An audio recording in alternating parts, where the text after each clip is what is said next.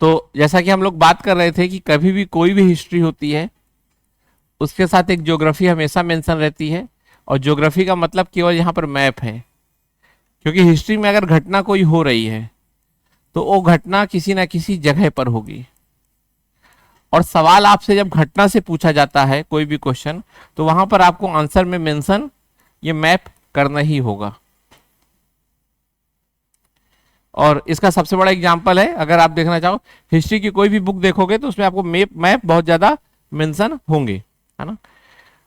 तो एक तो नंबर के लिए भी बहुत इंपॉर्टेंट है मैप, और दूसरा आपको विजुअलाइजेशन, आपको याद भी हो जाएगा मैप के थ्रू, है ना। तो हम सबसे पहले, चूंकि हमारे पास जो क्वेश्चन आएंगे यूरोप का होगा, रूस है ना, और चाइना है, तीन है, यही तीन एरिया है, ठीक है। जापान वापान तो बाद में देख लेंगे थोड़ी बहुत जो है, इतनी चीजों को समझना है। तो आइए हम पहले मैप की तैयारी करते हैं, और सबसे पहले मैप बनाना सीखते हैं। तो सब कोई पेज में आराम से मैप बनाना। जब भी मैप बनाना हो तो हमेशा आपको एक बड़ा ब्रैकेट या रेक्टेंगल या आयत बना लेना है। और सवाल किसका है, अगर सवाल जापान का है तो मैप यहां से शुरू करना है, क्योंकि जापान इधर है, जगह दिखानी है।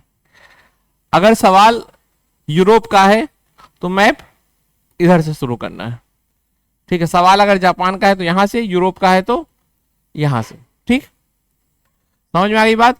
और रसिया का है अगर, तो यहां से शुरू करना है। किसी को दिक्कत?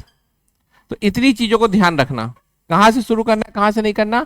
ये मैंने इसलिए बताया कि आप वहां परेशान ना हो खराब हो जाए कॉपी, पता चला बनाना शुरू किया और जापान के लिए जगह ही नहीं थी जापान का क्वेश्चन था, ठीक है। ठीक है, समझ में आ गई बात। तो ये ना लिख देना कि पेज नंबर 42 देंगे। चलो अब हम, लेकिन ये हो गया, ये हमने समझ लिया, इसको अब ऐसे छोड़ दो। और अब हम मैप की बात करते हैं, तो सबसे पहले आपको अपना, है ना, भारत से ही आज शुरू, है ना, अखंड भारत से शुरू करना है। शाम तक ये मैप बदल सकता है या कभी बदल सकता है, पता नहीं, ठीक है। फिर आपको ऐसे एक लाइन खींचनी है, फिर ऐसे करना है, ठीक है, फिर ऐसे, फिर ऐसे, और ऐसे ही, ठीक है। यहां तक कोई दिक्कत? इसको थोड़ी सी कर्व करना है, हाँ वही। और फिर इसको नीचे ले आना है, फिर ऐसे नीचे लाना है तो इस साइड में लाना है, ठीक है। और इसके थोड़ी नीचे तक लेके जाना है, ठीक है। और फिर यहां पर ये वैसे बनाना काम नहीं, क्योंकि अफ्रीका का सवाल तो है नहीं, लेकिन आपको तब भी बता दे रहा है ताकि थोड़ी ना, यहां तक ऐसे आना है, ठीक। यहां से याद रखना, जब ये था तो यहां से फिर ये ऐसे ऐसे आएगा। यहां तक हो गई, ठीक है। यहां तक मैप बन गया, ठीक है। फिर ये, फिर ऐसे,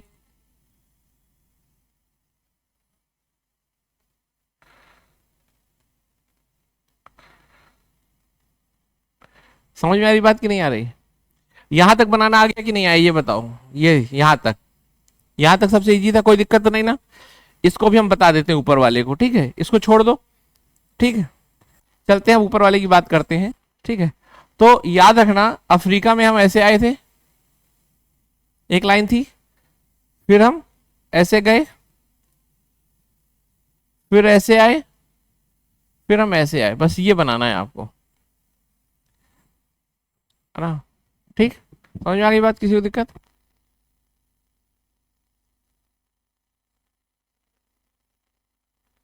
यहां तक हो गई बात, ठीक है। अब जब ये चीज बना लोगे आप ऐसे, कोई बहुत कठिन नहीं है, ऐसे ही तो बनाना है, कोई कठिन नहीं है ना। इसको बनाने के बाद आपको थोड़ी ऐसे चलना है। ये हो गया एक नंबर का फिगर, ठीक है। एक नंबर का फिगर क्या है आपका, ठीक है, इतना है, इसको याद रखना अगर ना आए तो। फिर आपको थोड़ी सी फिर ऐसे आना है और ऐसे कर देना है, इतना हो गया 2 नंबर का। तो दो, ये 1 नंबर हो गया, 2 नंबर क्या है, जल्दी कर दो, है ना, लगा दो उसमें,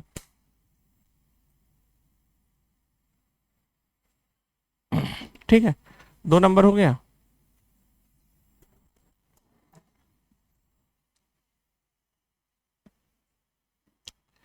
क्लियर। अब एक काम फिर करना है, फिर यहां से आना है, फिर इसको बिल्कुल पतला सा रखना है। ये हो गया 3 नंबर, ये है इटली। और फिर इटली के बाद ऐसे आके इसको ऐसे कर देना है। ये 3 नंबर है, ये 4 नंबर है।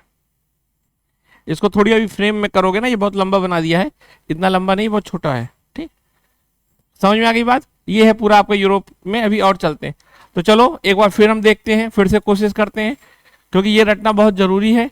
तो सबसे पहले नंबर 1, नंबर 2, नंबर 3, नंबर 4, और फिर इसको ऐसे करना 5, और फिर ये ऐसे ऐसे करते रहना। ठीक है, थोड़ी ऊपर नीचे, ठीक, ऐसे यहां तक। ठीक है, याद रखना ये, ठीक है, ये यहीं पर आके ये ऐसे भारत करता। ठीक है, ये नहीं आपको पढ़ना, इतना पढ़ लो बस अभी। ठीक, बना लोगे, कोई दिक्कत है ना। ठीक है, चलो अब इसमें हम समझ गए, ये मैप है अपना। किसका मैप है ये? यूरोप का। ठीक है,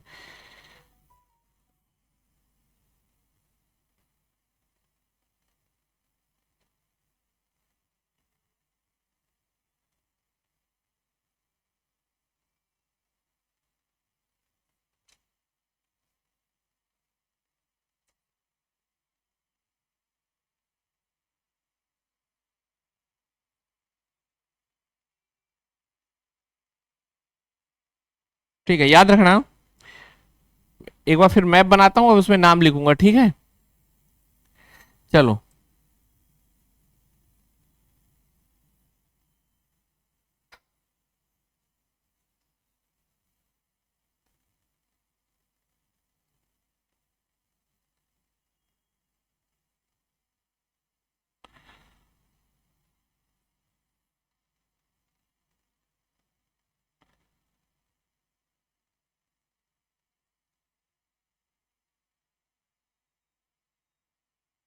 ठीक है, इतना समझ गए। चलो, सबसे पहले याद रखना, ये है क्या? पुर्तगाल। सुना होगा ना, यहीं से आए थे। ये है पुर्तगाल, ये बाकी स्पेन है। ठीक है ना, इसको थोड़ी ऐसे लाओगे, स्पेन हो गया। ठीक है, ये चीज है फ्रांस।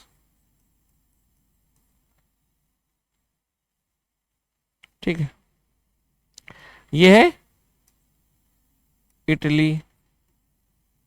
ये सब मेन मेन शहर है जो आपको याद रखने हैं। ठीक है, फ्रांस हो गया।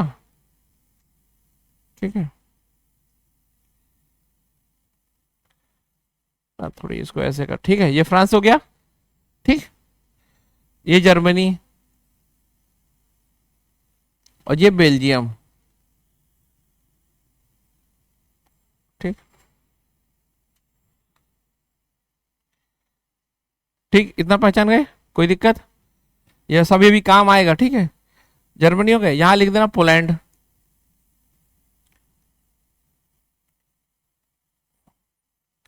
ये है ऑस्ट्रिया, जो सबसे ज्यादा आप नाम सुनोगे। जर्मनी ऑस्ट्रेलिया आप देखोगे ना आप। ठीक है, तो जर्मनी, ठीक है, ऐसे है जर्मनी। ठीक है, ये उसके, ये ऑस्ट्रिया। ठीक है, इटली हो गया। बाकी और कौन सा मेन शहर है जो क्वेश्चन में है? स्पेन। स्पेन तो ये आ गया। और कोई है? खत्म, इतने ही है ना। ठीक है, नीदरलैंड है तो यही जर्मनी के पास। ठीक है, यही है नीदरलैंड। ठीक है, और बताओ कुछ है? इतना है बस, है ना। ठीक, क्या हुआ? इंग्लैंड, वो तो यहाँ है ना, वो तो बाहर ही है। ठीक है, बात समझ में आ गई। तो ये क्या है? पुर्तगाल। ये क्या है? ये क्या है? ये क्या है? ये क्या है? ये ओ पोलैंड, और ये इटली। इतनी चीजें हैं, और अभी ना चीजें बदलेंगी, ये नाम सब अभी के हैं। उस समय प्रसा होगा, उस समय शायद फ्रांस भी कई भागों में बटा होगा, स्पेन कई भागों में बटा होगा, ये याद रखना। लेकिन अभी इतना तो आपको फील होना चाहिए, ठीक है। तो एक बार अच्छे से देख लिया, अब फिर बताना, ठीक है। पहले हम क्या करेंगे, पार्ट 1, पार्ट 2, पार्ट 3,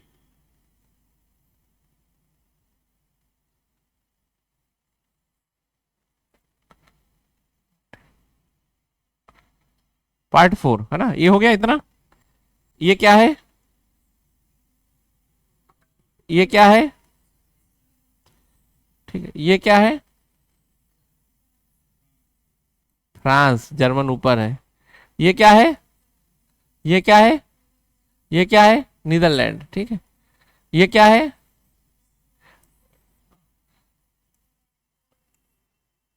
बस ठीक। अब तुम्हें समझ में आ गया हो ये दोनों क्यों लड़ते रहते थे हमेशा, इसी जमीन के लिए। समझ में आ रहा है? ये क्यों, और यहां पर इंग्लैंड क्यों फ्री रहता था, देखता था दोनों को लड़ाई में, जिसका मन उससे मिल जाए। इस पे हमला, इसने अपनी नौसेना मजबूत कर रखी थी, क्योंकि इसको किसी से अगर लड़ना है तो समुद्र से ही लड़ना है। तो शुरू से इसने समुद्र पे बात किया, काम किया, ये मजबूत था।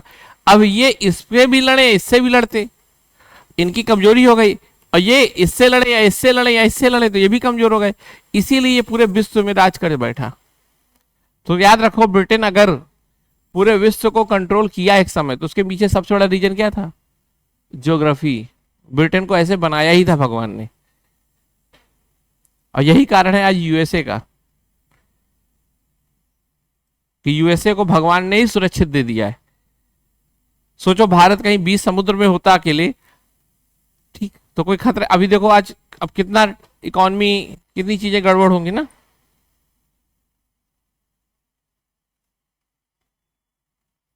इकोनॉमी है तो अपनी इकोनॉमी तो देख लो। सो चलो, कोई दिक्कत, यहां तक बात समझ में आ गई, पूरी क्लियर। तो चलो हम चलते हैं अब अपने एक एक यूनिट पे। देखो हमें जो पढ़ना है वो बेसिकली पढ़ना है 1300 से लेकर, है ना, है ना, मतलब 14 सेंचुरी से लेकर 19 सेंचुरी तक। ये टाइम याद रखो, जब भी सेंचुरी लिखोगे तो हमेशा, है ना, हाँ एक पीछे। तो याद रखना, अगर 14वीं सेंचुरी कही जा रही है तो 1301 से लेकर 1300, और याद रखना वर्ड कौन सा यूज करना है आपको, कॉमन एरा, सीई लिखना है। क्या लिखना है, सीई, है ना, या इश्यू, ठीक है, समझ में आ गए। और इसको क्या लिखोगे आप,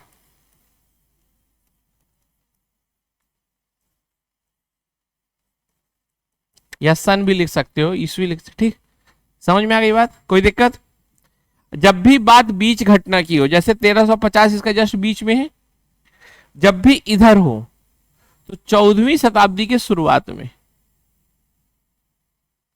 क्योंकि हिस्ट्री है, हिस्ट्री में दो चीजें अगर आ गई, मैप आ गया थोड़ी बहुत, और लिखना सन आ गया आपको, तो आधा क्वेश्चन तो ऐसे ही दिखने लगता है।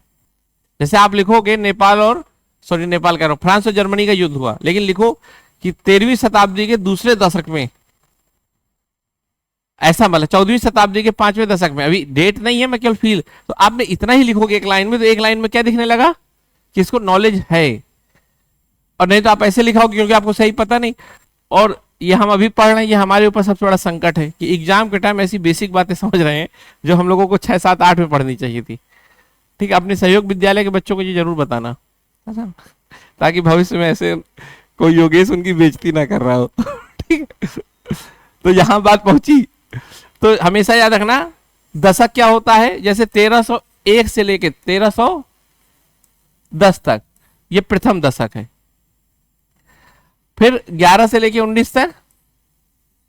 अगर हमें 1320 को बोलना है तो क्या बोलोगे, 14वीं शताब्दी के दूसरे दशक में बोलोगे, या 14वीं शताब्दी के पूर्वार्ध। पूर्वार्ध मतलब पहले का, है ना। इंग्लिश में क्या बोलते हैं, लेटर पीरियड होता बाद का, बिफोर, है ना, हाँ अर्ली बिफोर, ठीक है, समझ में आ गई बात। तो वैसे ही अब अगर मैं आपसे बोलूं कि 1458 को क्या बोलोगे? अगर इस टाइम पीरियड को बोलना है 1458 या 1458 को बोलना है तो क्या बोलोगे? 15वीं शताब्दी के, है ना, हाँ मध्य में, हाँ एग्जैक्ट मध्य बोल सकते हो, या 15वीं शताब्दी के छठवें दशक में, समय हो गया ना, या 15वीं शताब्दी के पूर्वार्ध की शुरुआत में, पूर्वार्ध नहीं है ना, पूर्वार्ध नहीं सॉरी, उत्तरार्ध, उत्तरार्ध या आफ्टर, है ना, ठीक है, समझ में आ गया, लेटर, समझ में आ रही बात।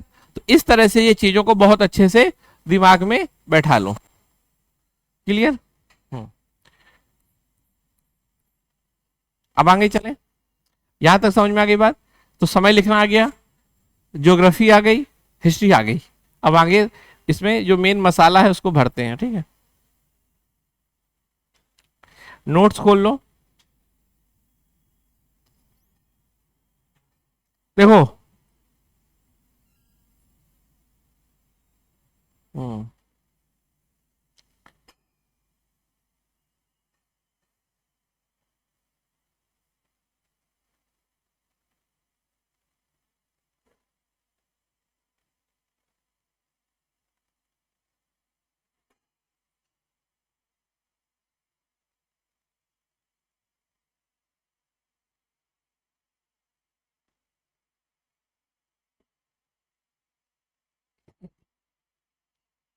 सबसे पहला जो सवाल है आपको इटली से है।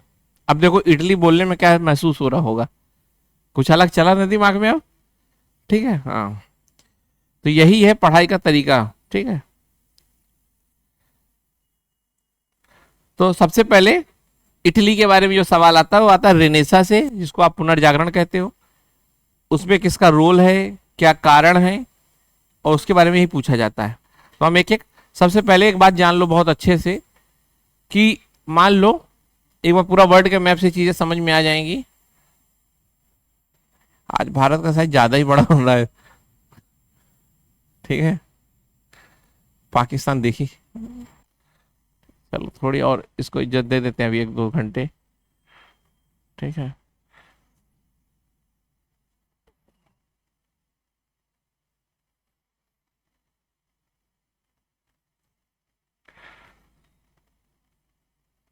ये समझ लो इतना, आपको पता होना चाहिए कि ये एरिया जो था ये 600 शताब्दी में यहाँ पर एक नया धर्म आया जिसको कहते हो इस्लाम धर्म, ठीक। इस्लाम धर्म ने अपना, और यहां पर पहले जो था पूरे में एक था रोमन एम्पायर, क्या था, एक ही साम्राज्य था पूरा। और रोमन साम्राज्य के दो पार्ट थे, पश्चिम और पूरब। भाई इतना बड़ा साम्राज्य, उसके दो पार्ट तो होने ही है, चल रहा था। रोमन साम्राज्य यहां से टूटने लगा, हल्का कमजोर हुआ। और सबसे मेन बात है कि ये 600, और देखो जो चीज नई होती है वो बहुत एनर्जेटिक होती है। जब आप नए नोट्स बनाते हो तो सबसे अच्छे पेन यूज करते हो, नई एनर्जी के साथ। जब आप बीए फर्स्ट ईयर में पढ़ने आए थे तो क्या हाल था, है ना, कि सब तोड़ देंगे फोड़ देंगे, नया पढ़ना है, कोई मजाक नहीं, समय नहीं बर्बाद करना, शेड्यूल वेड्यूल सब था। कोई भी सीनियर मिले तो बड़ा इज्जत सम्मान, नए लोगों से मिलना, नए जगह जाना, सब कुछ था। तो जब भी शुरुआत होती है तो हमेशा बहुत एनर्जी होती है और आप अपने आप को नया करते हो। ये शुरुआत थी, तो ये अपने आप को बड़ा कर रहे, नया कर रहे, खूब पढ़ रहे, खूब लिख रहे, यहां से भी किताबें ला रहे, वहां से भी किताबें ला रहे, क्योंकि इनको तो पढ़ना है भी। और जो बर्बाद होने, जो लास्ट में होता है, रोमन एम्पायर शुरू में था, ये अपने कगार में था, तो ये कमजोर हो रहा था, जैसे थर्ड ईयर के बच्चे, है ना। तो होता क्या है कि ये जब विस्तार करना चाहते हैं तो इनको दबा के करेंगे, और यहीं पर इनको हमला उमला, लड़ाई वड़ाई होगी और स्थितियां बदलेंगी। इनको पढ़ना था, इन्होंने यहां के भी नोट्स बना के नोट्स बनाए, यहां से भी नोट्स मिला के बनाए, सबका नोट्स का अनुवाद किया अपने में, सब कुछ। जो चीजें पुराने रजिस्टर पढ़े थे कोई देख भी नहीं रहा था, है ना। जैसे मान लो आप अपने फर्स्ट ईयर में हो, अपने सीनियर के रूम जाते हो ना, अब पुराना सर ये ले जाऊं, होता है ना, क्योंकि आपके लिए तो इंटरेस्टिंग हो सब। तो ये चीजें यहां गई, इन्होंने अनुवाद किया, इन्हें पता चला रे यार ये इतना इंपॉर्टेंट था, हमने तो ध्यान ही नहीं दिया। और धीरे धीरे क्या हुआ, पुराना जो नॉलेज था जो कहीं दबा हुआ था वो फिर से बाहर आने लगा। और किसका नॉलेज था वो? इटली का, यूरोप का। तो यूरोप को लगा कि हमारे पास पुराना नॉलेज था, हम अभी तक ऐसे ही थे। समझ में आ रही बात? और फिर इनका खतरा भी, तो ये फिर सचेत होने की कोशिश करेंगे। तो एक ऐसी स्थिति बन रही है, देखो 600 में आया लेकिन 1400 तक ये पावरफुल हो चुके थे बहुत, और इतने पावरफुल हुए थे कि यहां पर इनका जो मेन था, देखो रोमन साम्राज्य बहुत बड़ा था, एक राजधानी उसकी यहां थी जिसको आप तुर्क के आसपास कहते हो, हाँ कुस्तुनतुनिया, ठीक है। इसका एक और वर्ड भी है ना, थोड़ी टफ है बहुत, हाँ अभी उसको याद करेंगे। हाँ तो मेन जो यही था, तो इन्होंने सब कब्जा जब किया पूरा, मतलब एक चीजें पूरी अव्यवस्थित हो गई फिर से, और फिर कुछ नए फिनोमिना डेवलप हुए। उसी में आता है पुनर्जागरण। कहने का मतलब एक बैकग्राउंड मैं आपको दिखा रहा हूं कि पुनर्जागरण, अब पुनर्जागरण का मतलब है पुनः जागा, पुनः जागने का मतलब पहले कभी जागा था, सोया था और फिर जागा। तो यही हुआ, जो ये यूरोप है, ये एरिया जो है यूरोप का, या पूरा यूरोप एक समय अपने ज्ञान में या अपने नॉलेज में तर्क का प्रयोग करता था। किसका? लॉजिक का। तो जब तर्क का प्रयोग करता था, जब लॉजिक का प्रयोग करता था, तो कहा जाता था कि वो जगा हुआ है। क्योंकि आप जब दिमाग चलाते हो तो नींद में चलाते हो कि जगने में चलाते हो, ठीक है। लेकिन एक समय बाद ये जो ज्ञान था यूरोप का, वो तर्क की जगह आस्था पे हो गया, या किस पे हो गया? फेथ। और किसी भी तरह का कोई सवाल किसी से नहीं करना। और ये कब हुआ? जब ईसाई धर्म का बहुत ज्यादा प्रभाव आने लगा, ठीक।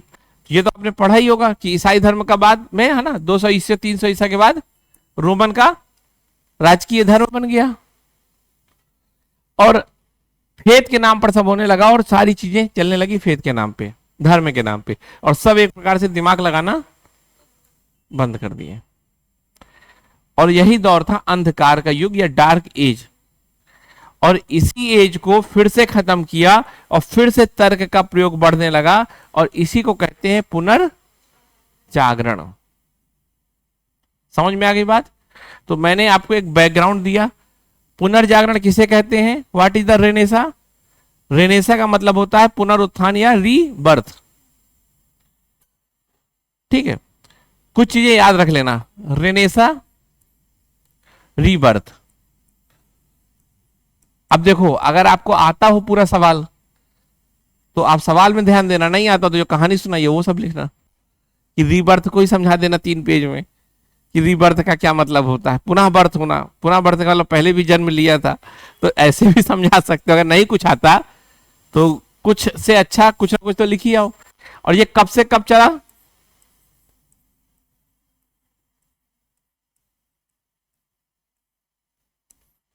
क्योंकि इसके बाद फिर दूसरा दौर आ जाता है, इंडस्ट्रियल रिवोल्यूशन वाला। हाँ, एनलाइटमेंट उसी वही है, मतलब, है ना, ठीक है। बात समझ में आ गई? और ठीक, बेसिकली इस दौर में जो नॉलेज था वो किससे आने लगा? लॉजिक से। और इसका प्रभाव किस पे पड़ा? साइंस पे।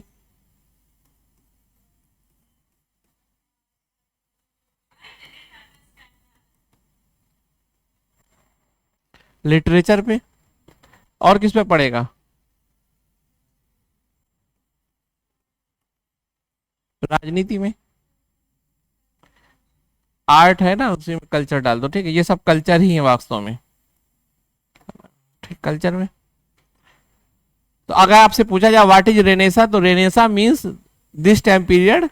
और एक क्या मूवमेंट, कैसा? लॉजिकल, या नॉलेज कहां से शिफ्ट हो रहा है? हुआ नहीं, हो रहा है। हुआ नहीं है, क्या हो रहा है? हो रहा है। इस समय भी धर्म का बहुत प्रभाव था। क्लियर हो गई बात? एक बात और समझो बहुत अच्छे से, यहां तक समझ में आ गया? और ये आंदोलन जो था जिसने ज्ञान को बदला, इसने राजनीति, विज्ञान, संस्कृति, समाज सब में परिवर्तन किया, क्योंकि सब तो ज्ञान के विषय ही है ना। जब ज्ञान बदल गया, अब ज्ञान क्या हुआ? तो जो ज्ञान के पहले केंद्र में कौन था? फेथ। अब वो क्या हो गया?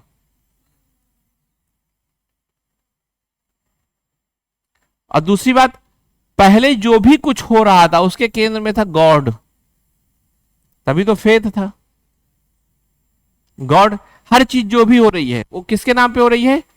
ईश्वर केंद्रित, या क्या ईश्वर केंद्रित या गॉड सेंट्रिक या रिलीजियन बेस्ड, ये वर्ड बस लिखते चले जाओ ना। अब धीरे धीरे क्या शिफ्ट हो रहा है मामला, क्या होने लगा अब? ह्यूमन सेंट्रिक या मानव केंद्रित। और यही है क्या?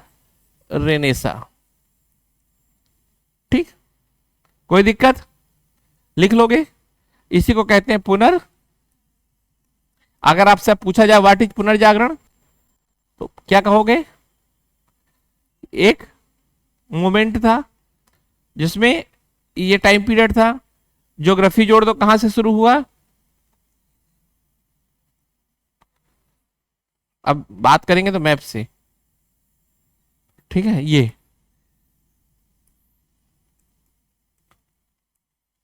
ठीक है, समझ में आ गया अब चीजें? कितना मैंने छोटा सा मैप बनाया। ठीक है, तो जब भी अब लिखोगे तो सवाल लिखोगे ना जब रेनेसा, तो ऐसे लिखोगे ना, यही लिखोगे। और लिखोगे शुरुआत इटली से हुई। ठीक, बस हो गया। इसको बहुत छोटा बना के इटली, भूमध्य सागर नीचे लिख देना बस। समझ में आ गया कैसे नंबर छोटे छोटे मैप बनाने, एक बार में पूरा नहीं बना देना। ठीक है, और फिर इसको पूरा लिखना भी ऐसे, ये जगह है फिर यहां, तो दिखेगा इटली बीच में, टीचर को ये भी नहीं लगेगा। क्लियर हो गई बात? चलो, अब आता है सवाल कि उसके रीजन क्या थे। हम्म,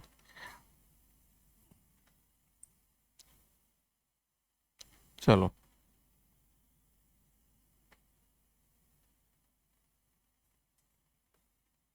है ना?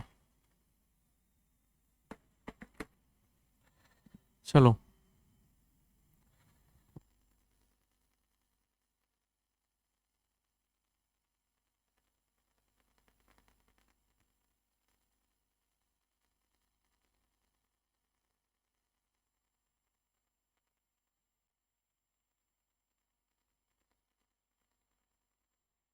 चलो, यहां तक बात समझ में आ गई।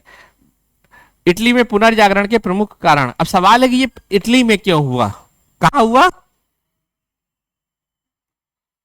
है ना? यहां क्यों हुआ, पूरा मैप ही बताएगा यहां क्यों हुआ। ठीक है, सबसे पहला, लेगेसी ऑफ एंशियंट रोम, है ना? हाँ मुझे पता है, यस सर। ठीक है, legacy of ancient Rome, Roman विरासत, बस कीवर्ड लिखते जाओ और कुछ नहीं लिखना।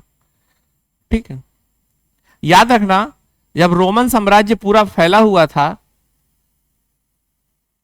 ठीक है, जैसे उदाहरण के तौर पे मान लो अगर इलाहाबाद यूनिवर्सिटी फिर से पुरानी हो जाए, सबसे पहले एएनझा चमकेगा, क्योंकि पहले से उसके अंदर एक चीजें दबी हुई फॉर्म में हैं, यहां से सिलेक्शन होता था।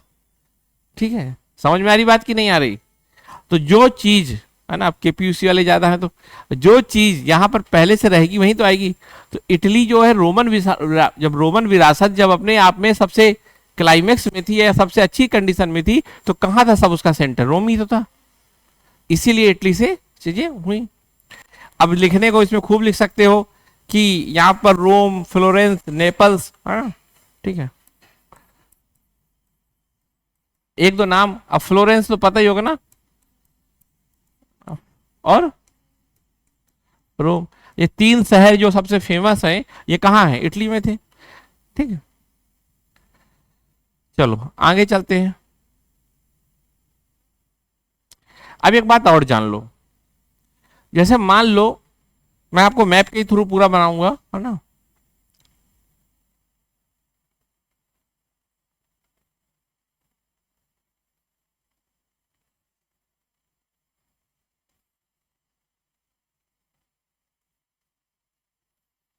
ठीक है, ये इटली है, और ठीक है, यहाँ इस्लाम से संबंध समझ लो, ठीक है, ये तुर्क जहां से समझ लो। अब चीजें सब देखो, एक समझना मेरी बात को, तहस नहस हो रही हैं चीजें। तो जो गरीब होंगे उस समय वो तो उठ नहीं पाएंगे, जो अच्छे खासे अमीर होंगे उनको मौका मिला होगा। तो उस समय जो शहरीकरण और समृद्ध नगर राज्य थे वो कहा थे, यही थे, फ्लोरेंस, वेनिस और मिलान, है ना, ये नाम एक्स्ट्रा रखना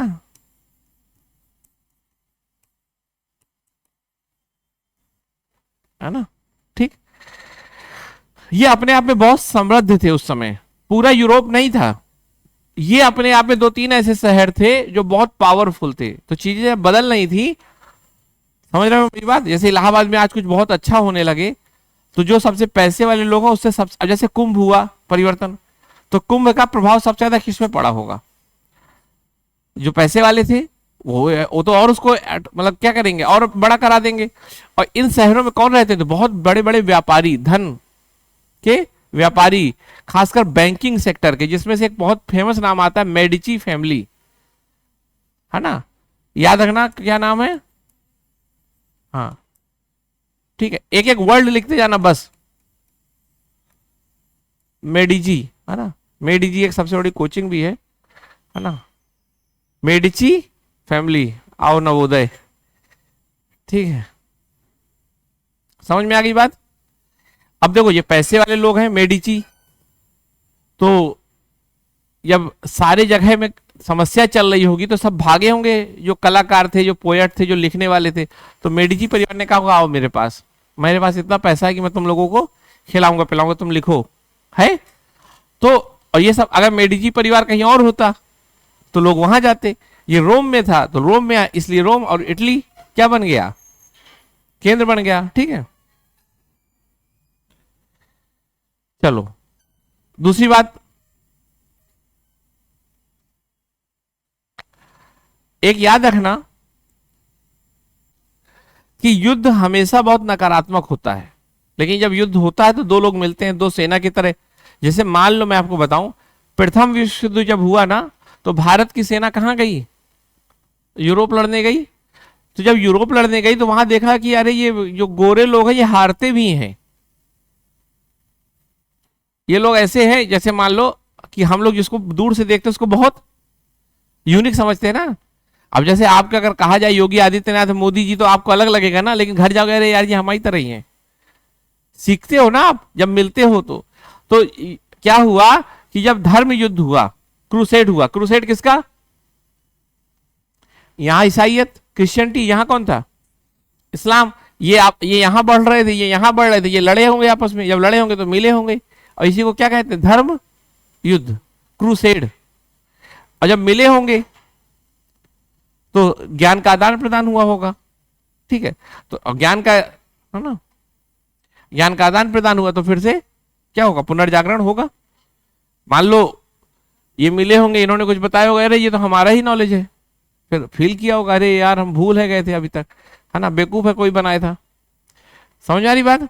जैसे मान लो पहली रैंक आई शक्ति दुबे की, तो क्या हुआ, इलाहाबाद को लगा ना, तो अपनी पुरानी शक्तियों से परिचय हुआ ना, अगर हुआ होगा तो, लेकिन मुझे तो उम्मीद कम है ना। उसके पीछे दूसरा रीजन, यार नशे में बहुत लोग हैं, है ना, ये नहीं सीखेंगे कि हुआ कैसे, बस ये है कि स्टेटस लगा दो, चार लोग देख लें, हमसे सवाल पूछ लें, अरे तुम्हारी यूनिवर्सिटी, हम गा दें बस, ठीक है।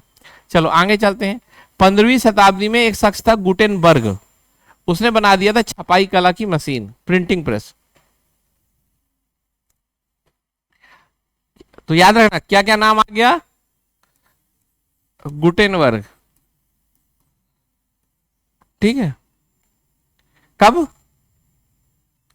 15वीं शताब्दी का मतलब इसके बीच में कहीं होगा।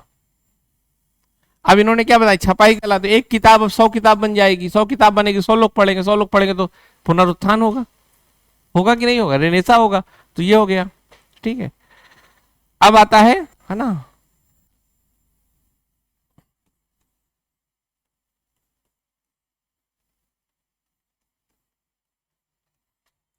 बीजेंटाइन, ये शब्द याद रखना, ठीक है ना, इंग्लिश में भी इसको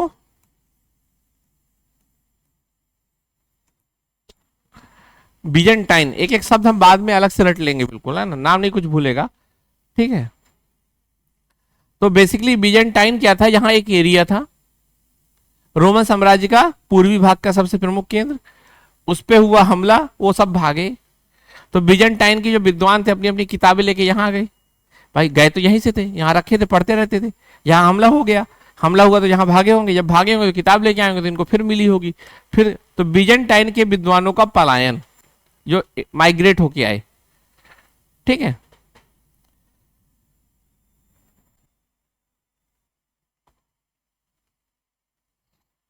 ठीक है, एक शब्द और लिख सकते हो यहां पर, 1453 की बात है ये, ठीक है। कौन, है ना, वही नाम को मैं सरल कर रहा हूं, ठीक, हाँ कर रहा हूं, धीरे धीरे होगा। कान स्टेट पोल,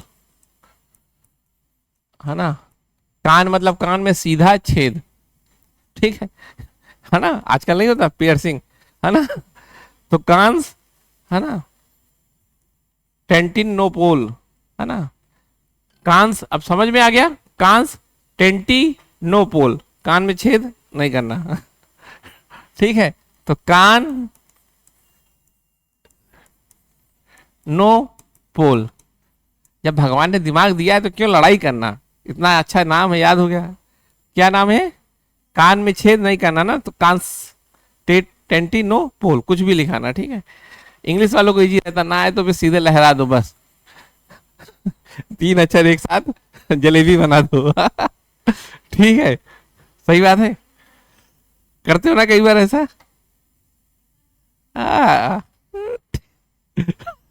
ठीक है। चलो, तो क्या हुआ, इतने शब्द हो गए, ठीक है। और हमेशा याद रखना कि चीजें तो चल रही थी, जब बाहर से हमला होता है तो अंदर से जो कमजोर और नाराज लोग होते हैं वो और गुस्सा करने लगते हैं, तो वही हुआ, धार्मिक मामले में जो असंतोष था, धार्मिक मामले में जो बहुत असंतोष था, उसने लोगों को विज्ञान की तरफ कर दिया। सारा खेल कहां से कहां जा रहा है, धर्म से विज्ञान, ठीक है। चलो, इतने पॉइंट लिख लोगे, ये सारे वर्ड लिख लो अभी, बस इतने वर्ड याद रखना और कुछ नहीं याद रखना, है ना। कभी भी पूछा जाए तो और कुछ पॉइंट लिख देना, अन्य कारण, ठीक है। Rediscovery of classical literature, Greek और रोमन साहित्य का पुराना, जैसे प्लेटो, अरस्तु, सीजर और होरस, पढ़ा होगा ना, प्लेटो अरस्तु के नॉलेज को फिर से आया, ये सब वही चीजें हैं, किसको, रीडिस्कवरी ऑफ क्लासिकल लिटरेचर, जो पुराना साहित्य था, जो छुपा रखा था, अब उसी बात को हम घुमा रहे हैं दोबारा से, पॉइंट लिखने हैं ना कुछ ज्यादा, ठीक है। Development of scientific ideas, Copernicus और गैलीलियो जैसे वैज्ञानिकों ने दुनिया को समझने का नया तरीका दिया। ह्यूमन सेंट्रिक अप्रोच, विज्ञान, सॉरी, दर्शन, कला, साहित्य, संस्कृति के केंद्र में कौन आ गया, मानव आ गया, ठीक है।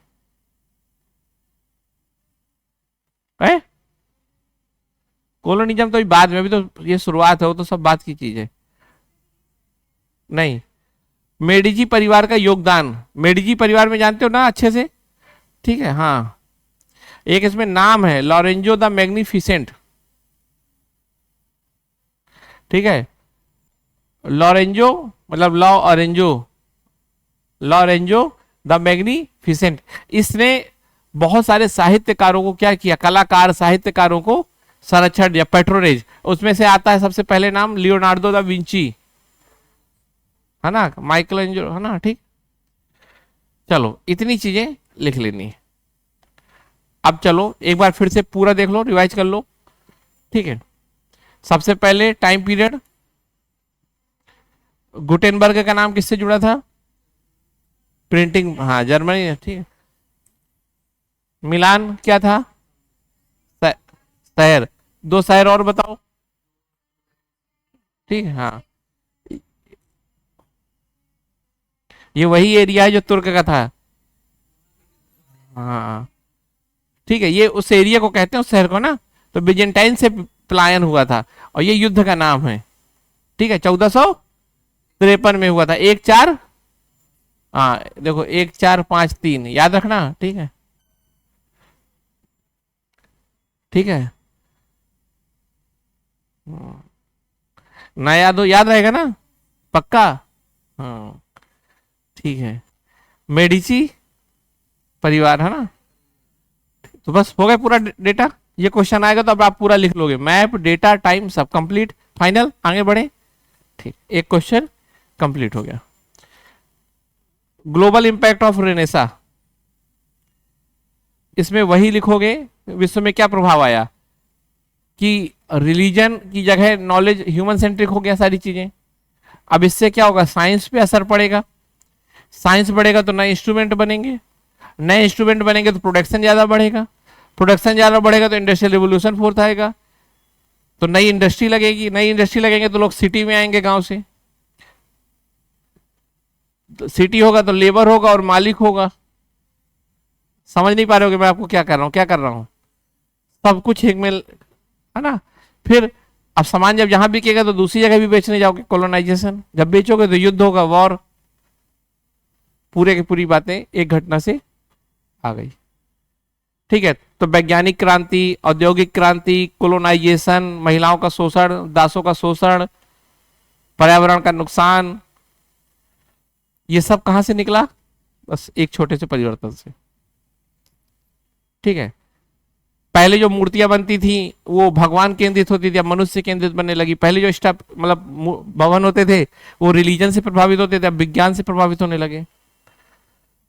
ठीक, तो वास्तुकला, तो बस लिख दोगे इतना, कोई दिक्कत, कहीं भी आएगा रेनेसा तो रेनेसा के बारे में ये सब लिखना है। ठीक है, एक सवाल और आता है, इटली में कला और साहित्य का पुनर्जागरण, स्पेसिफिक पूछ लेता है दो चीजों का, कला और साहित्य का। ठीक है, तो सब वही लिखना है कि रेनेसा आया था इस टाइम पीरियड में, इस कारण कला और साहित्य अपने रूप में बदले, जो मैं बता रहा हूं। ठीक है, अब इटली में जो आर्ट फॉर्म में चेंज हुआ वो कैसे चेंज हुआ, इटली का जो आर्ट था, ठीक है, स्पेसिफिक मान लो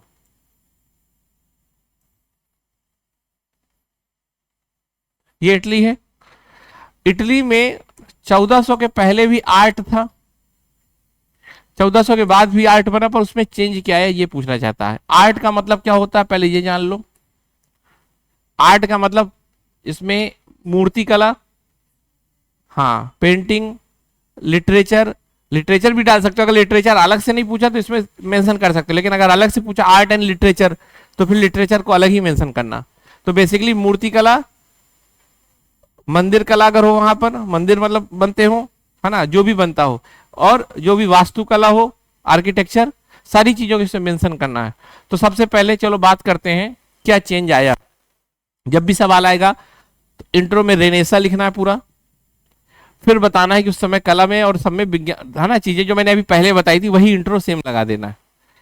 ठीक है, तो इसमें लिख देना जो कला थी वो क्या बन गई, क्या बन गई, हाँ, मानव केंद्रित और प्रकृति केंद्रित। अब प्रकृति को, पहले तो क्या था ना, देखो प्रकृति का मतलब जो हम देखते हैं, पहले ना धर्म के नाम पे हमने हर उस चीज को महत्व दिया जो दिखता नहीं है, जैसे ईश्वर, पूरा जीवन उससे चल रहा है जिसको कभी देखा ही नहीं, मूर्तियां उसके नाम पे बन रही जिसको कभी, उसी को खुश करने के लिए लगे हुए हैं। लेकिन अब जो हो गया, ठीक है, इसको कहा गया नेचुरलिज्म। अब प्रकृति का मतलब है तो क्या आएगा,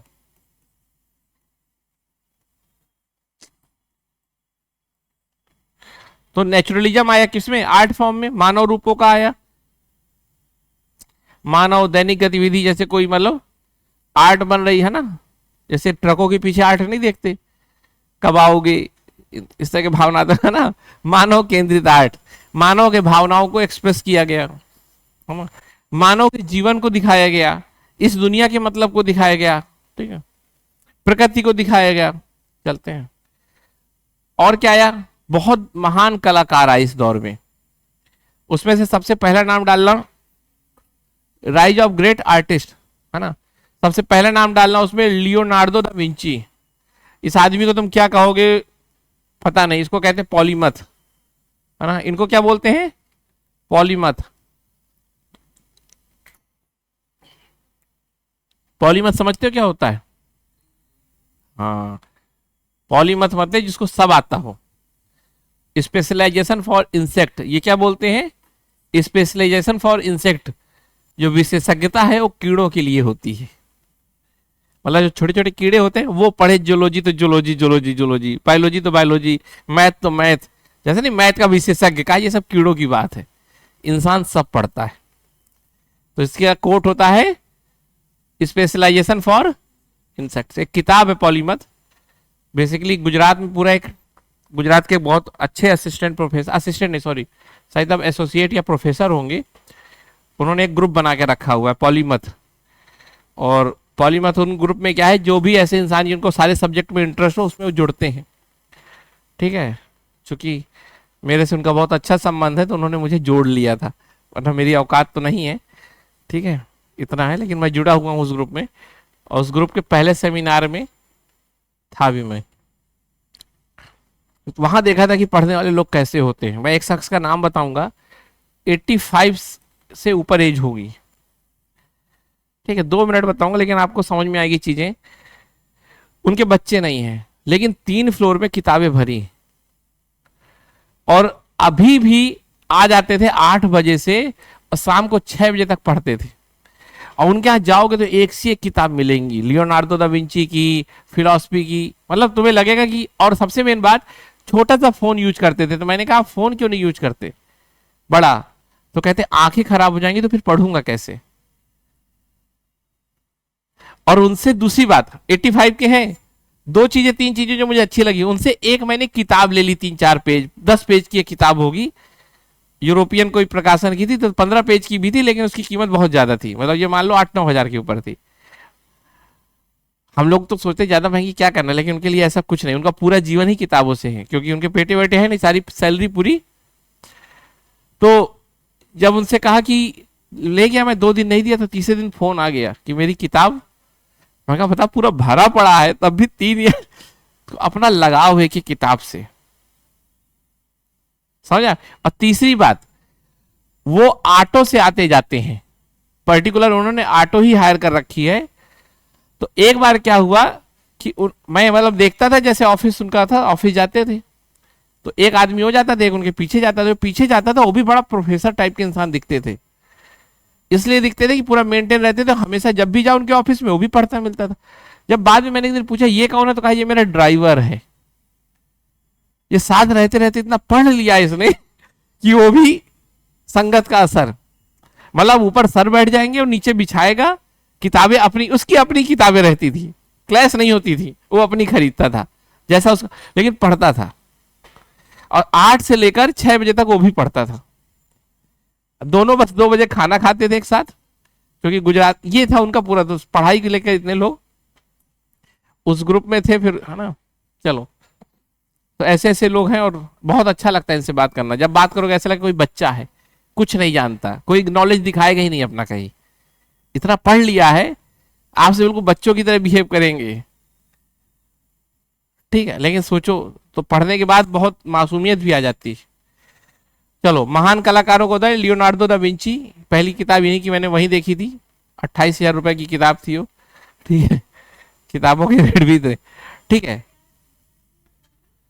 पॉलीमथ, पॉलीमथ मतलब जो सभी विषय एक साथ पढ़ते हो। जैसे लियोनार्डो दा विंची में कहीं भी जाओगे वो विशेषज्ञता उनकी, आर्ट फॉर्म में जाओगे तो अलग दिखेगा उनका चीजें, कलाकार देखोगे तो अलग दिखेगा, इंजीनियर भी आपको उनमें दिखेगा। इस तरह के थे, वैज्ञानिक, इंजीनियर, कलाकार, सब एक ही इंसान। ठीक है, फिर दूसरा डालोगे इनका मोनालिसा और द लास्ट सापर, बहुत बड़े मोनालिसा और हाँ, फिर आता माइकल एंजेलो, माइकल एंजेलो ये भी वैसे ही थे, मूर्तिकार, चित्रकार, वास्तुकार।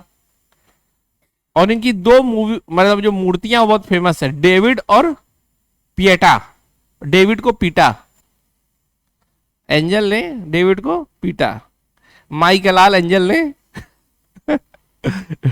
डेविड को पीटा, इतना पीटा कि उसके कान में सीधा छेद कर दिया, है ना।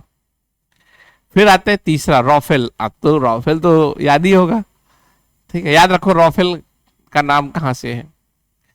ठीक है, स्कूल ऑफ एथेंस उनका बहुत, रॉफेल के साथ लिख देना स्कूल ऑफ एथेंस। ठीक है, नाम याद हो गए। पहला लियोनार्डो दा विंची, ये सब नाम अच्छे से लिख लेना, नोट्स में देख लेना। दूसरा माइकल एंजल ने डेविड को खूब पीटा, है ना।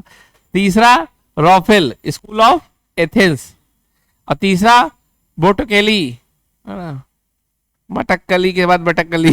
ठीक है, मटक्कली सुना होगा, मटक्कली मटक्कली, तो ये क्या है, बोटोकेली। ठीक है, इनका है द बर्थ ऑफ वेनस। ठीक है, अरे सब याद है तुम्हें यार सुधाकर, मुझे भी पता था। ठीक है, चलो आगे चलते हैं। फिर तीसरी हेडिंग डालो कि साइंस और आर्ट आपस में मिल रहा था, प्रकृति विज्ञान और कला का सम्मिलन पुनर्जागरण में, है ना। जैसे साइंस है मानव शरीर और कला है उसको पिक्चर बनाना। तो पहले मानव शरीर के बारे में पढ़ा जाता था, कला अब इस मिला दिया, मतलब मानव शरीर की चित्र। तो क्या हुआ, प्राकृतिक विज्ञान किसके साथ मिल गया, कला के साथ, है ना। जैसे मान लो मैं बनाऊं, ठीक है, मेरे, ठीक है, तो इसमें क्या है, प्राकृतिक विज्ञान भी, नेचर मानव है और कला भी है।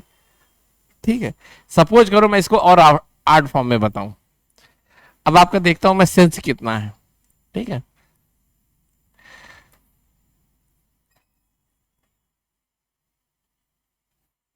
अब बताओ, ये उसी साइंस को मैंने दिखाया दूसरे तरीके से। महान कलाकार मैं भी हूं, पर घमंड नहीं कभी किया। अब बताओ ये क्या है? ये उसका नॉलेज इतना भारी हो गया है, ईगो, ज्ञान का ईगो, कि उसको लेके चल नहीं पा रहा हो। ठीक है, समझ में आ गई बात, ये दिखाना चाह रहा था।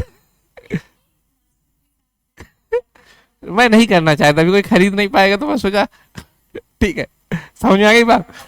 अब इसको डिलीट कर दूंगा ना, 3-4 लाख की बिक जाएगी। कोई फोटो मत खींचना कोई। ठीक है, तो इस तरह की चीजें लियोनार्डो दा विंची ने विज्ञान को कला को क्या कर दिया, मिला दिया। ये वास्तव में बहुत अच्छी मुझे पिक्चर लगती है कि आपका ईगो इतना बड़ा हो जाता है कि आप उसे उठा नहीं पाते। कई बार होता है, बहुत लोगों का होता है, थर्ड ईयर में आते आते आधे लोगों का हो जाता है। ठीक है, प्रोफेसरों में बहुत पाया जाता है ये चीज, सबसे बड़ी बात है। अच्छे प्रोफेसर में खासियत यही होती है कि उसकी गर्दन सीधी रहती है। ठीक है, मतलब नॉलेज नहीं होगा एक तो प्रोफेसर में, तो ऐसे बेकार है। नॉलेज होने के बाद घमंड हो गया तो और बेकार है। तो आइडियल प्रोफेसर क्या होता है, एक तो ऐसे हो सकता है दिमाग कम, चलो भाई पढ़ लिया, लेकिन ये गर्दन लटक गई। आइडियल प्रोफेसर कैसा होना चाहिए, समझ में आ गई बात। एक आदर्श प्रोफेसर जिसके नॉलेज भी हो लेकिन ईगो ना हो, अपने आप को संभाल पा रहा हो, जिस काम के लिए आया था वो काम कर पा रहा हो। ठीक है, तो यहां पर कैसे लोग हैं, छोड़ो, है ना, अपने अपने हिसाब से। ठीक है, चलो, है ना, पेपर देना है तुम लोगों को, सब अच्छे हैं। ठीक है, चलो मेडिजी परिवार का इसमें भी लिख देना कि कला को संरक्षण मिलना भी शुरू हो गया। तो कला में पहला रोल क्या आया, कला का स्वरूप बदला, पहला। दूसरा, कला में लोग आए। तीसरा, कला विज्ञान के साथ मिला। चौथा, कला को संरक्षण मिला। ये 4 चीजें उस समय दिखानी है आपको। चलो अब आगे आते, और ये सब तो कला की उत्थान की बात हुई ना। तो अब आपसे पूछे कि कला का क्या खासियत थी, पुनर्जागरण में क्या क्या था, बताओगे। कला की स्वरूप बदला, कलाकार नए आए। कौन कौन आए, माइकल एंजल, है ना, मटक्कली से बटक्कली, है ना, हाँ, दो राफेल तो याद ही है। बर्थ ऑफ एथेंस किसका है, बर्थ ऑफ वेनिस किसका है, हाँ, बटक्कली का। और स्कूल ऑफ एथेंस राफेल का। बाकी तो आपको सब पता ही होगा, है ना, मेडिजी, है ना। चलते हैं इटली में साहित्य का विकास। साहित्य में भी फिर वही लिख देना, पहली लाइन क्या, साहित्य क्या हो गया, मानव केंद्रित, मानव के व्यवहारिक जीवन की समस्याएं, मानव के व्यवहारिक या मानव से जुड़ी हुई चीजों की चर्चा होने लगी। पुराना जो साहित्य था फिर से स्पष्ट आया। मानव साहित्य, जो साहित्य था मानव के साथ जुड़ा, ये तो बहुत लिखा जा सकता है। सेम प्रेमचंद्र की बातों को लिखना है यहाँ पर, अगर हिंदी साहित्य सब्जेक्ट रहा हो तो जो चीज किसने किया था, भारतेंदु हरिश्चंद्र ने किया, साहित्य को इंसान से जोड़ा। ठीक है, पहले भी जोड़ा था लेकिन इन्होंने बहुत स्पष्ट जोड़ा। ठीक है, क्योंकि प्रेमचंद्र ने केवल इंसान के दुख वाले पक्ष से ज्यादा जोड़ दिया, वो भी सच्चाई थी। चलो अब आगे लिखते हैं नई इसमें, तो इसमें सबसे पहले जो नाम डालोगे द डिवाइन कॉमेडी, है ना, है ना, किसका है बताओ भाई, किसका है ये? इतनी अच्छी फोटो बनाई थी, किसका है बताओ, डिवाइन कॉमेडी। दाते एलिगेरी, नाम सुना है ना, तो बहुत डांटते थे ये, या दानते, है ना, क्या, डिवाइन कॉमेडी। अब याद रहेगा, एक तो देखो डांटते भी तो कॉमेडी भी करते थे। ठीक है, तो याद रहेगा ना, ऐसे इंसान बहुत कम होते हैं ना, डांटते भी और कॉमेडी भी करते हैं ना, अलग ही इंसान था, डांटता भी था कॉमेडी भी करता था। तो दानते एलिगिरी अलग, ठीक है, डिवाइन कॉमेडी। ठीक, समझ में आ गई बात। ये धार्मिक, सामाजिक और राजनीतिक आलोचना के माध्यम से जीवन की, अब कॉमेडी, डिवाइन कॉमेडी का मतलब क्या होगा, समझ रहे हो ना, कुछ कॉमेडी की होगी, कुछ व्यंग मारा होगा कि उसमें जो पुरानी चीजें चल रही थी। ठीक है, पेट्रार्क, इनको कहा जाता है फादर ऑफ मॉडर्न लिटरेचर। देखो हर जगह फादर फादर क्यों बोला जाता, मदर क्यों नहीं बोला जाता, पेट्रियार्की,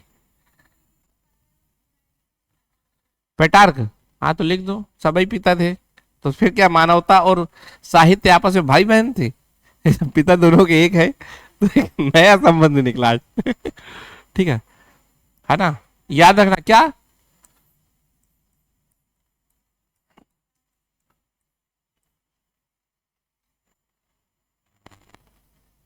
याद रखना इनका क्या था, सोनेट्स, है ना।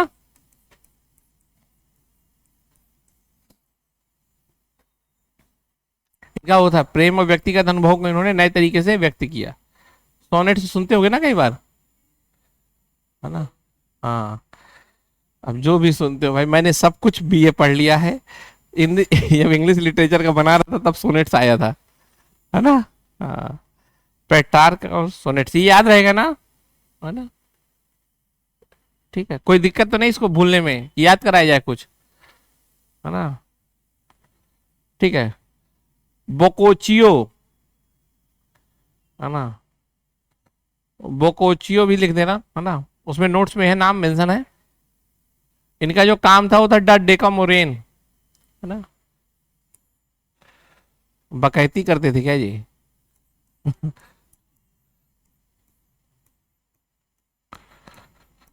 ये कैसे याद रहेगा,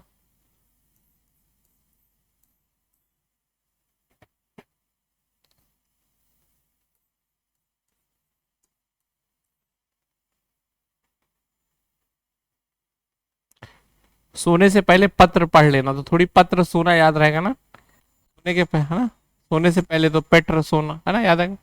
ठीक है, हाँ भाई तुम। ठीक है, चलो बोकाचियो देख लो, है ना, इनका क्या था, डेकामेरोन, वैसे तो एक आता है इंजेक्शन डेकाडॉन, है ना, उसको लाइफ सेविंग ड्रग कहते हैं, डेकाडॉन, बच्चों को, बच्चियों को डेकाडॉन दे दो, है ना, भोली बच्चियों को डेकाडॉन दे दो, है ना। देख रहे हो पाकिस्तान को बच्ची बच्ची कर रहा है कि बच्ची शहादत हुई, इसे कहते हैं इंटरनेशनल मीडिया को ध्यान अट्रैक्ट करने के लिए, है ना, देखा कैसे। तो उस घटना से मैंने आपको इसको जोड़ दिया है, आपको याद रहेगा।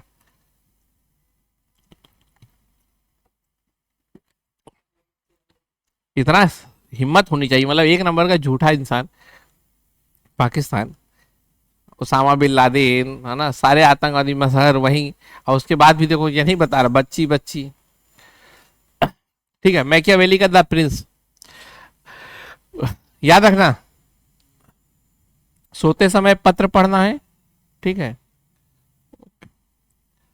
हाँ, झलवा की राजकुमारी जी आई हुई है ना? आओ आओ आओ, ठीक है। Very good afternoon. अभी कहाँ, अभी तो गुड मॉर्निंग है, ठीक है। हाँ, ठीक है। तो बच्चों को डेकाडॉन याद रखोगे। चलो अगली चीज, मैकियावेली का द प्रिंस, मैकियावेली का द प्रिंस। हेलो, ए हाँ लिख दे ना। द प्रिंस में क्या हुआ है पता होगा, राजनीति को धर्म से, हाँ, नैतिकता की नई परिभाषा। क्या, द प्रिंस में राजनीति को धर्म से अलग कर दिया था पूरा। हाँ, मतलब राजा को कहा था कि धर्म का सहारा नहीं, राजा को कैसे भी राज्य चलाना चाहिए, मतलब धर्म को देखने का यथार्थवादी, प्रैग्मेटिक, हाँ प्रैग्मेटिक या व्यवहारिक यथार्थवादी एब्सोल्यूट पावर वाला अप्रोच बताया। सेकुलरिज्म की शुरुआत, समझ में आ गई बात। चलो फिर दूसरा, प्रिंटिंग प्रेस, गुटेनबर्ग, फिर लिखना, ठीक है। और लैटिन साहित्य का फिर से महत्व बढ़ा, जो पुराना था। याद रखना, जब रोमन साम्राज्य होता था ना पावरफुल, तो उस समय एक ही भाषा सब जगह चलती थी। कौन सी भाषा थी? हाँ, ठीक है। बाद में वो तो फ्रेंच और जर्मन और सब अपनी भाषा के आधार पर अलग अलग हो गए, ठीक है। लेकिन जो उस समय का विचार था फिर से आ गया। तो अब समझ में आ गई बात। कला और साहित्य आपस में मिल गए। कला पहले अलग चीज थी, साहित्य अलग चीज थी। अब जो साहित्य में पढ़ा उसको कला में बता दिया। जैसे मान लो साहित्य में हमने कुछ पढ़ा हो और उसको आर्ट फॉर्म में हम अगर लिख दें, बना दें, तो कला और साहित्य तो आपस में मिल ही जाएगा। इसमें कौन किसका नाम लिखोगे? वही लियोनार्डो दा विंची। खत्म हो गया। चलो अब आते हैं प्रभाव। जल्दी जल्दी एक बार देख लो इसको, है ना। इसमें कुछ नहीं बताना, जल्दी जल्दी बस। एक सवाल ये भी आता है कि what is the impact of Renaissance, है ना। तो अब समाज में क्या होगा? बौद्धिक इंटेलेक्चुअल बड़ा होगा, ठीक है। नोट्स में लिखा है वैज्ञानिक क्रांति आई होगी, समाज में रूढ़िवादी कम हुई होगी, समाज में धार्मिक से वैज्ञानिक साइंटिफिकनेस ज्यादा ही होगी। बस यही सब लिखना, और क्या इसमें है, खत्म।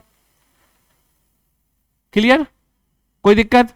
ये पूरा एक यूनिट अभी है, इसमें है। अब लिखो प्रोटेस्टेंट, प्रोटेस्टेंट।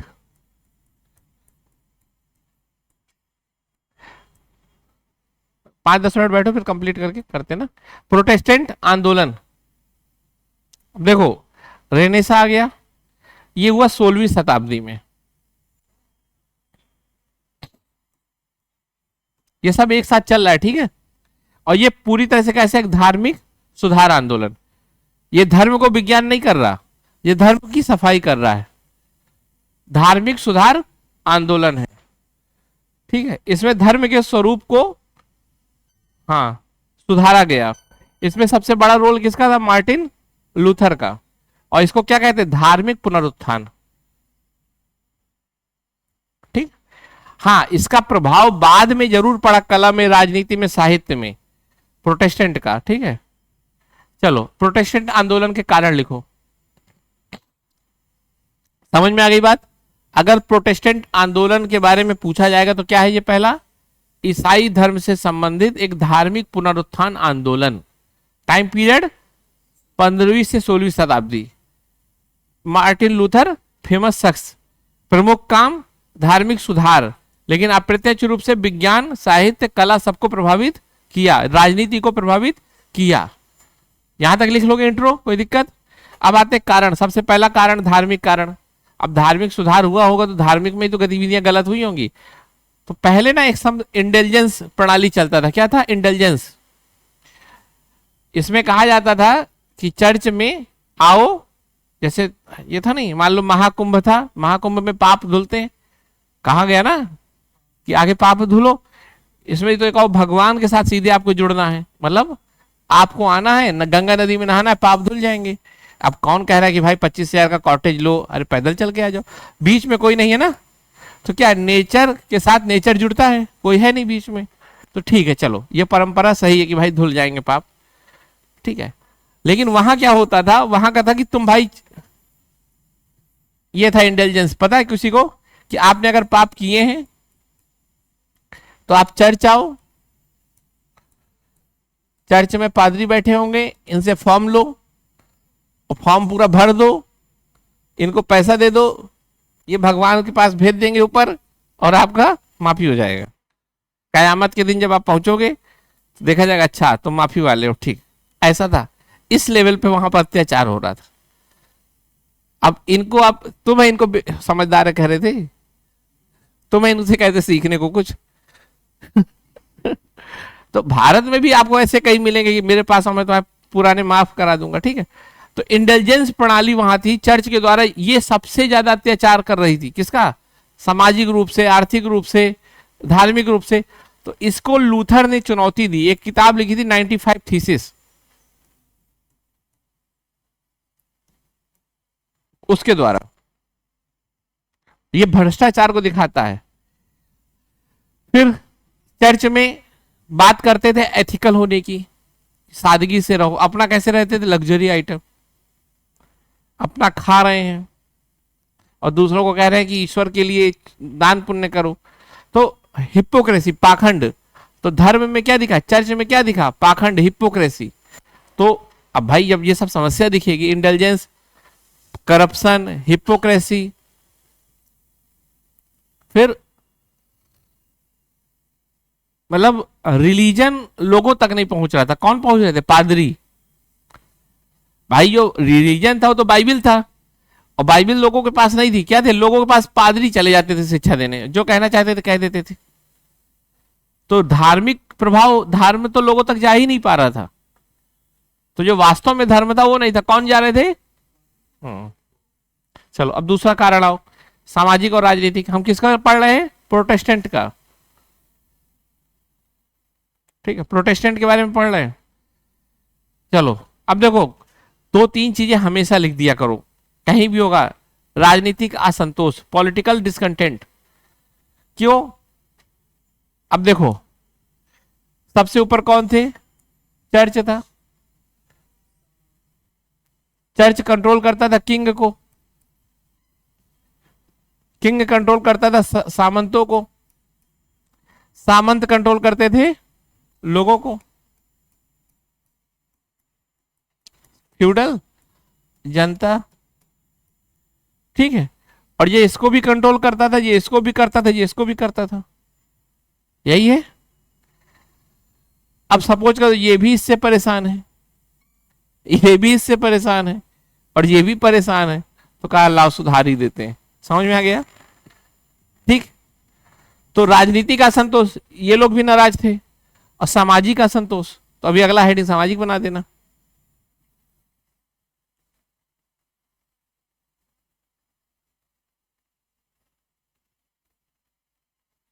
ये लोग ना, अब एक शख्स था मार्टिन लूथर, इसने खुल के इसको क्रिटिसाइज किया। इन्होंने कहा ये आदमी सही है, सही जा रहा है, तो तुरंत इसका क्या कर दिया? सपोर्ट। यही इसको बोलते हैं नोबिलिटी, है ना? देखा होगा नोबिलिटी का समर्थन। तो एक प्रकार से कई बड़े लोगों का समर्थक मिल गया, ठीक है। चले अब आता दार्शनिक कारण। उस समय क्या था? प्रिंटिंग प्रेस आ गया था, विचार इधर उधर बहुत तेजी से। अब जब भी लिखोगे प्रिंटिंग प्रेस, तो क्या लिखोगे? पूरा बताओ। 14वीं शताब्दी की महान खोज है ना, गुटेनबर्ग के द्वारा प्रिंटिंग प्रेस का खोज की गई, जिसने विचारों के विस्तार में या एक्सपेंशन ऑफ नॉलेज में बहुत बड़ा रोल प्ले किया। और ज्ञान फैलेगा तो भाई चर्च के खिलाफ सबको पता है। अब मार्टिन लूथर अकेले कहते तो एक आदमी दो आदमी से मिलते। मार्टिन लूथर ने किताबी छाप दी, सीधे हर जगह पहुंच गई। किसके थ्रू हुआ? प्रिंटिंग प्रेस के थ्रू हुआ ना। समझ आए? और ये प्रिंटिंग प्रेस वही है ना जो 14वीं शताब्दी में गुटेनबर्ग ने बनाई थी। तो कैसे गुटेनबर्ग के विज्ञान का रोल आंदोलनों में होता है, देख लो। समझ में आ रही बात? और फिर एक दर्शन क्या आ गया था? मानववाद। कब आ गया था ये? बस तो याद रखना, मानववाद का विचार और उसका विस्तार ही प्रोटेस्टेंट धर्म का एक मेन कारण बना, जिसको कहते हैं फिलोसफिकल रीजन। हो गई बात? कोई दिक्कत? याद हो गया ना? लूथर की भूमिका, रोल ऑफ मार्टिन लूथर। यह शख्स मुझे बहुत अच्छा लगता है कि भगवान ने दिमाग दिया है तो कुछ ना कुछ तो यूज भी दिया होगा। सवाल बस इतना सा था। Martin Luther ml।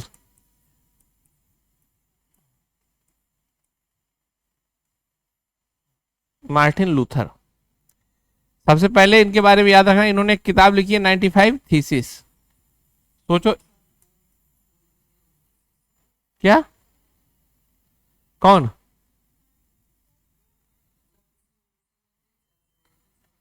हाँ तो सच्चाई तभी तो जानते होंगे जब अंदर रहे होंगे। अब तुम्हें जैसे मान लो अपने हॉस्टल की सच्चाई पता होगी ना। हाँ तो वही, अरे आदमी इसे विसेल ब्लोअर बोल दो, पहले विसेल ब्लोअर रहे होंगे। अब यूएसए के बारे में सच्चाई तो वहीं के लोगों ने बताई ना, कि कैसे सारा सरकारी नियंत्रण रखते हैं, है ना। तो अपने घर का अब विभीषण नहीं तो बताया था कि इसकी कमी यही है मारो। पाकिस्तान में सब बताएंगे, इसीलिए मैं ये नहीं बोला। मैं सोचा था, लेकिन मुझे लगा उसके बारे में सब पता है, क्या बताना। ठीक है, तो इसमें इन्होंने भ्रष्टाचार, इंटेलिजेंस सब कुछ बताया। ठीक है, तो 95 थीसिस जरूर लिखना। चर्च से विवाद रहा था इनका, लूथर के विचारों ने उसे चर्च से अलग कर दिया 1520 में, ये ना एक्स कम्युनिकेट कर दिया, है ना। ठीक है, बाइबिल का अनुवादी कर दिया लोग, क्योंकि पहले बाइबिल जो थी वो लैटिन भाषा में थी, लोग पढ़ नहीं पाते, इन्होंने जर्मन में कर दिया। लो सब पढ़ो अब, है ना। ठीक, अब सब पढ़ोगे तो बाइबिल में तो कुछ और कहा गया है, चर्च पादरी कुछ और कर रहे हैं, तो पता चला ये पादरी ही धर्म के खिलाफ है। क्योंकि अभी तक तो भगवान के नाम पे डरा रहे थे पादरी, पर पता चला कि कोई फिरकी ले रहा था। पीके मूवी कहीं ना कहीं ये दिखाता है। तो पीके मतलब जो आमिर खान है, उसे ये मान ला मार्टिन लूथर टाइप का इंसान है एक। ठीक है, कल लेकिन गजब मूवी थी, 3 इडियट मूवी से ही पूरा का पूरा एजुकेशन का पेपर कल मैंने पढ़ाया था। 3 थ्योरी थी, 3 किरदार। नेचुरल आमिर खान, ठीक है, आइडियलिस्टिक वो फुंगसुंग वो जो वायरस, ठीक है, और जो एक और कौन था, फरहान, है ना। हाँ, उसका 3 थ्योरी 3 किरदार। तो एक लड़का कहा सर वीडियो नहीं, मैं जा रहा हूँ मूवी देखने। ठीक है, मूवी देखना बहुत जरूरी है।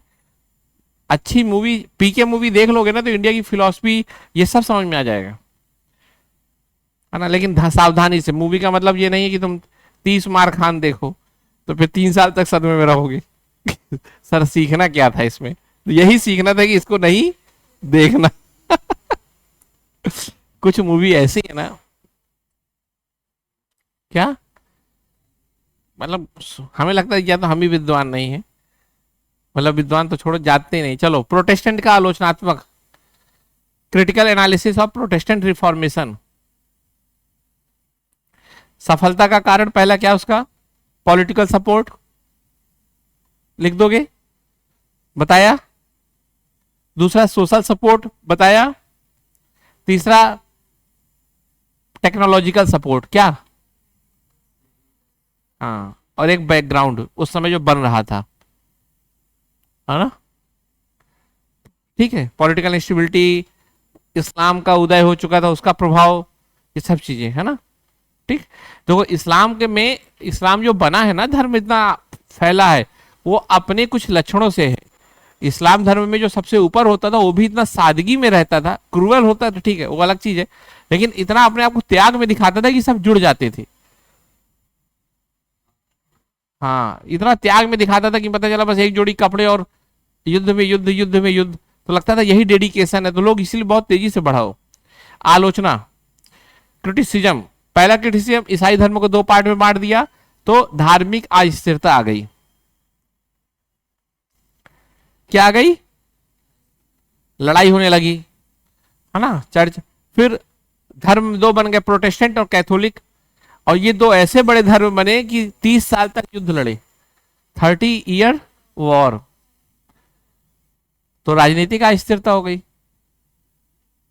तो 3 चीजें, धार्मिक विभाजन, धार्मिक अराजकता जिसको बोलते हैं रिलीजियस क्योस, ठीक है, और सोशल क्लॉस मतलब क्योस, सब कुछ गड़बड़ हो गया। मतलब अब 30 साल तक लड़ रहे होंगे, सांप्रदायिकता ही एक प्रकार से, जैसे हिंदू मुस्लिम की लड़ाई होती है ना, तो उनसे भी खतरनाक इनकी थी।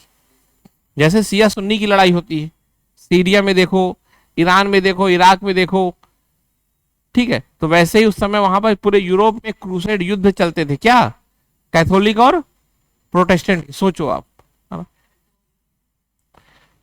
हाँ हाँ, तो अभी छुपे फॉर्म में, अब थोड़ी नाइस होने की एक्टिंग कर लेते हैं, ठीक है। थोड़ी जब पैसा आ जाता है तो सब हो गया, बात पूरा। अब रेनेसा आया, रेनेसा के बाद प्रोटेस्टेंट आया, चर्च पे सवाल उठे तो चर्च ने खुद को सुधारा होगा। इसी को कहते हैं काउंटर रिफॉर्मेशन, प्रतिधर्म सुधार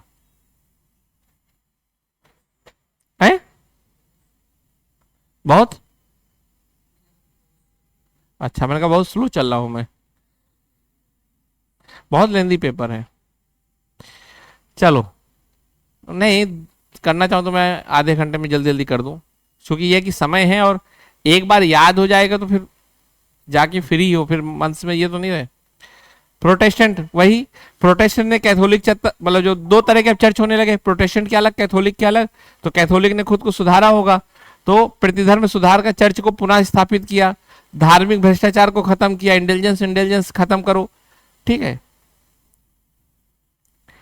अपनी शिक्षा का प्रचार किया होगा कि हम लोग वास्तव में क्या है, प्रोटेस्टेंट कैसे धर्म के खिलाफ वाली बातें हैं।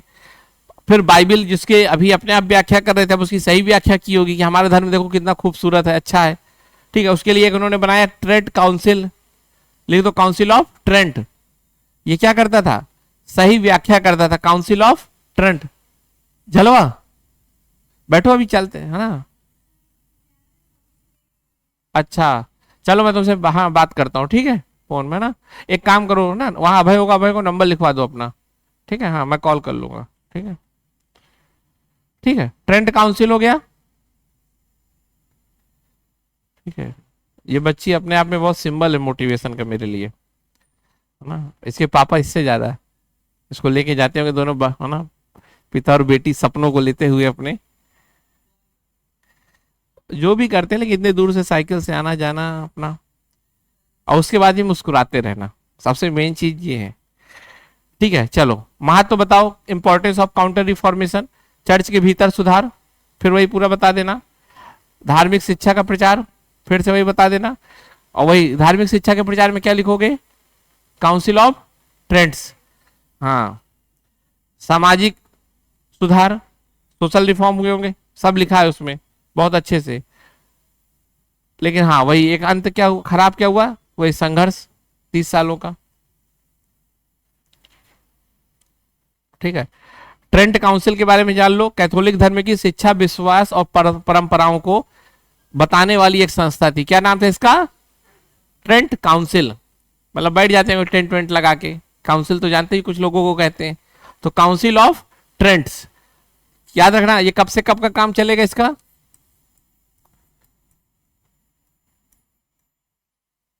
है ना, नहीं नहीं ज्यादा हो गया, सॉरी, ठीक है ना, 10, ठीक है। मतलब चूंकि अब मेरे खिलाफ अगर कोई भड़का रहा है तो मैं भी बैठ जाऊंगा, और मुझसे सवाल पूछो, वो तो मेरे बारे में गलत बता रहे हैं, मुझसे पूछो मैं सही बताऊंगा, ऐसे है ना। तो ट्रेंट ऑफ, काउंसिल ऑफ ट्रेंट्स, ठीक है। चर्च की व्याख्या करते थे, बाइबल की बात बताते थे।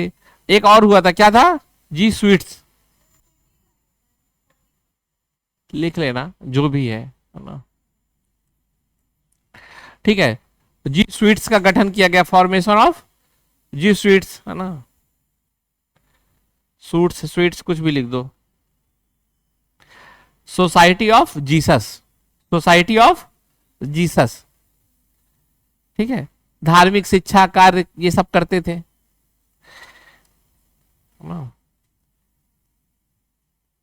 Revival of Catholic art and culture, revival of Catholic art and culture, ठीक है। अभी मैं पूछूंगा एक एक चीज सबसे, चलो। Revival of Catholic art and culture, उसमें देखा दिमाग चला, तुरंत पैर लगाया था, क्या हुआ, नाराज हो गए क्या क्रिश्चियन भगवान, ए भगवान माफ करना, मेरा उद्देश्य बच्चों को पढ़ाना था केवल।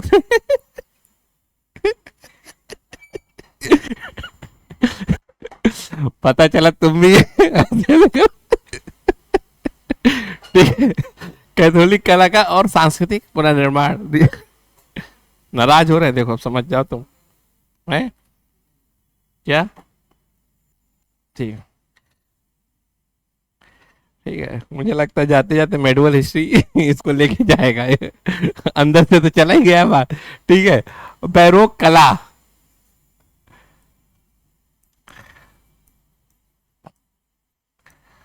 है ना? मतलब बिना रोक टोक के जो कला होती है उसे बैरोक कला। ठीक है, चलो हो गया पूरा। ठीक है, अब आते हैं भौगोलिक खोज। इसी में, इसी यूनिट में है, खत्म ही नहीं हो रहा ये तो। ठीक है, भौगोलिक खोज। नहीं पढ़ लो, पेपर शायद मजाक नहीं है इसमें ना। नहीं नहीं, तो आपका टाइम है, खूब पढ़ाई करो, है ना। चलो आगे चलते हैं। एक तो चीज समझो सबसे पहले, 1492 कोलंबस ने अमेरिका की खोज की। किसने? हाँ,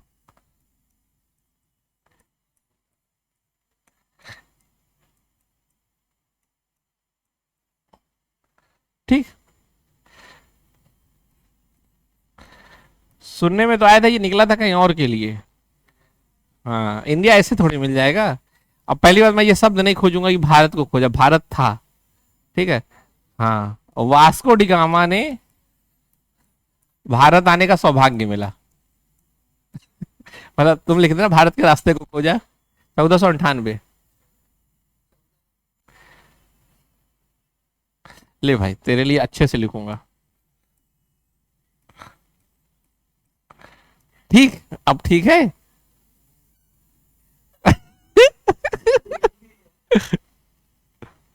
समझ में आ गई? चलो, देख लो, ये है हमारे देश का दुर्भाग्य है, और क्या बोलेंगे, अपने इतिहास से कट चुके हो तुम लोग। ठीक है, हैं? वाह, तो फिर मम्मी पापा देख रहे हो इसको, इसको देख रहे हो और अभी भी नहीं सीख रहा, माँ बाप को ब्लेम कर रहा है, पापी इंसान। अभी तो अच्छा नहीं जानता था, भारतीय संस्कृति को भी नहीं जानता। ठीक है, मैगलिन ने विश्व यात्रा की। इसी से मैप आया होगा ना, मैगलिन विश्व यात्रा की। ठीक है, अब ये सब हुआ क्यों होगा, इसके पीछे रीजन बताएं। चलो,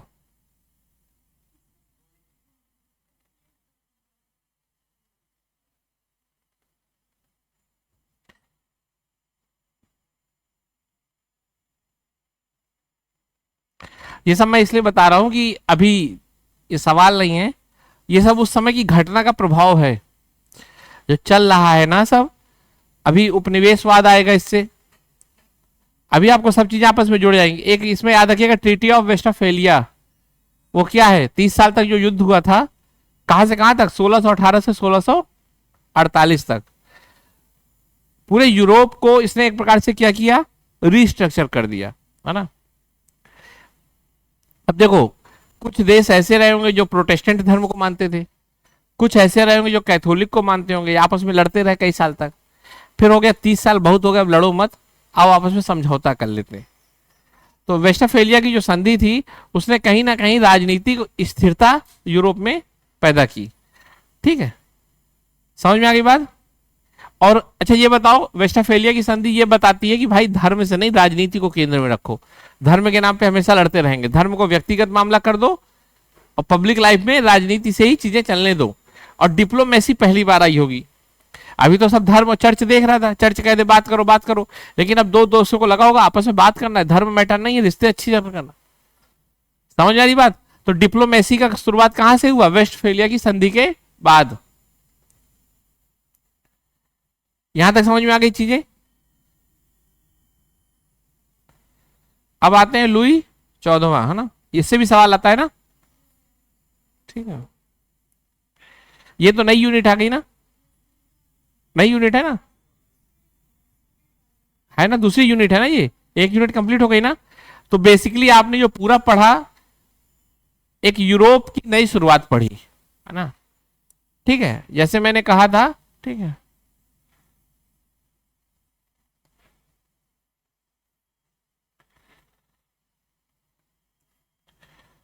ठीक है। तो आप देखोगे तो ये पूरा दौर है, एक नया हुआ। बेसिकली हमने पढ़ा 1400 से लेकर 1648 तक, वेस्टफेलिया की संधि तक। यहां तक बात समझ में आ गई? कोई दिक्कत? अब जो मामला पहले मामला क्या था? प्योर धर्म का था, धर्म का बहुत प्रभाव था। समझ में आ रही बात? चर्च का बहुत दबदबा था, वो खत्म हो गया। वेस्टफेलिया की संधि से यह भी हो गया कि अब देश धर्म से नहीं चलेंगे, अब राजनीति से चलेंगे। हर देश दूसरे देश के साथ अपना व्यक्तिगत एक संबंध रखेगा, डिप्लोमेसी आई। ठीक है, पहले तो सब कोई एक देख रहा था, चर्च देख रहा था। जैसे मान लो पहले दादाजी सब देख रहे हो, अब बंटवारा हो गया, कुछ लड़े हो भाई, कुछ अब नहीं लड़ेंगे हम, अब अपना अपना मतलब रखेंगे, दादाजी से मतलब, दादाजी को लेकर लड़ाई नहीं करेंगे, है ना? समझ में आ गई? तो ऐसे ही कुछ हुआ। ठीक है, इसी समय इस्लाम बहुत ऊपर उठ गया। इस्लाम ने जो पुराने रास्ते थे वो बंद कर दिए सब। जो पुराना रास्ता था, जैसे मैं आपको बताऊं, ठीक है,